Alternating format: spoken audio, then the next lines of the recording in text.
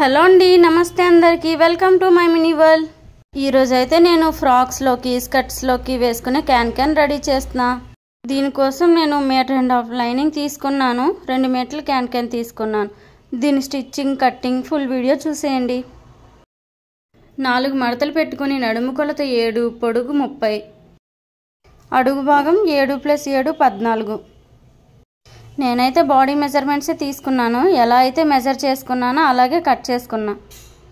ఇక్కడ మీరు చూసినట్లయితే స్కర్ట్ గల్లా కూడా బాగా వచ్చింది కదా.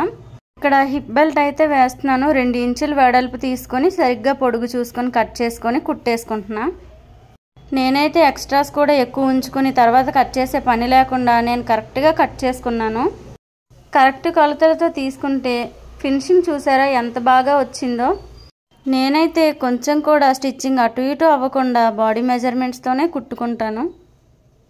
ఇప్పుడు నేను తీసుకున్న క్యాన్ ఎంత పొడుగైతే ఉందో సగానికి కట్ చేసుకొని ఇది నేను చూపిస్తున్న విధంగా జాగ్రత్తగా మెల్లగా కుట్టుకుంటే కొద్దిగా లేట్ అయినా సరే మనం ఎలా అనుకుంటామో అలా కుట్టగలం.